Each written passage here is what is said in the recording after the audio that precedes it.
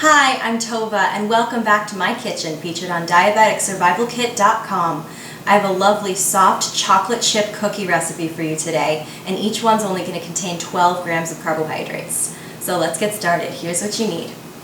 Half a cup of rolled oats, a quarter of a cup of butter, softened, half a teaspoon of baking soda, half a cup of packed brown sugar, a dash of salt, 4 ounces of plain non-fat yogurt, an egg, a teaspoon of vanilla, 1 1/4 cups of all-purpose flour, and 1 cup of semi-sweet chocolate chips. You also need a mixing bowl, a shallow roasting pan, a blender or food processor, an electric mixer, unless you want to use a lot of elbow grease, and an oven preheated to 375.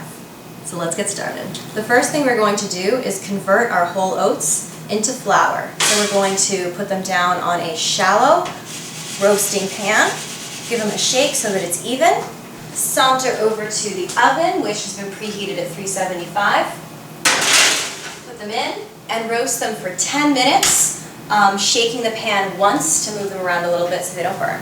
Sidebar, a stopwatch is an invaluable tool to have when you're cooking because then you can do 2 tasks simultaneously without losing sight of either one. Just a little tip from my kitchen. So while the oats are roasting, we're going to start making our batter. So we've got our mixer, and we're going to add the butter,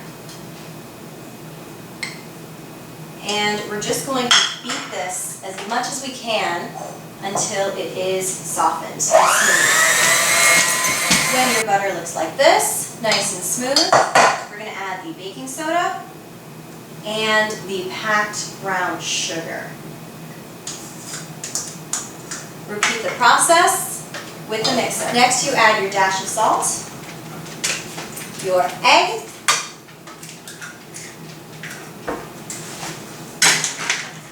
yogurt,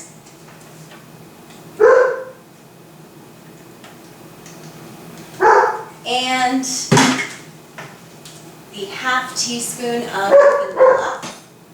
At which point, as I'm sure you have guessed, you get to turn on the mixer again. This next process we're going to do a little bit more slowly, but basically we want to beat in as much of the all-purpose flour into the batter as possible using the mixer, and when you can't use the mixer anymore, just use a spoon. When 10 minutes have gone by, not only are the oats done, but at this point your batter should be pretty much ready too. So our oats have toasted a little bit, and we're just going to pop them right into the blender. Now we get to turn the oats into oat flour. We're going to cover and process until finely ground. We have to abandon our beloved mixer just for the moment, and we're going to take the oat flour that we just made and mix it into the rest of the batter using a wooden spoon. We save the sweetest step for last. Once your batter is uniform and integrated, add the semi-sweet chips and stir until combined. This recipe makes 30 cookies, and we're going to drop them by the teaspoon onto an ungreased cookie sheet until we have 30 marching in semi-straight lines. When our 30 rounded teaspoon cookie batter scoops are ready, we put them in the oven for 9 to 10 minutes or until the bottoms are slightly browned. After your cookies are finished baking, when you remove them from the oven, place them on a cooling rack and let them cool completely before serving. The nutrition information for this recipe is as follows. A serving size is 1 cookie, and each one contains 82 calories, 12 grams of carbohydrates minus 1 for fiber, so that's 11 grams per cookie of net absorbable carbohydrates, 3 grams of fat, 2 of which are saturated, 54 milligrams of sodium, 12 milligrams of cholesterol, and 2 grams of protein.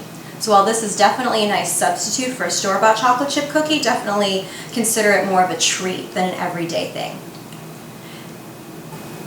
This recipe is brought to you in proud partnership with FaveHealthyRecipes.com. I sourced this recipe from foodnetwork.com, and I very much hope that you've enjoyed watching this episode of Tova's Kitchen, in which I made these delicious, soft chocolate chip cookies. From my kitchen to yours, here's to a happier and healthier you. Bye!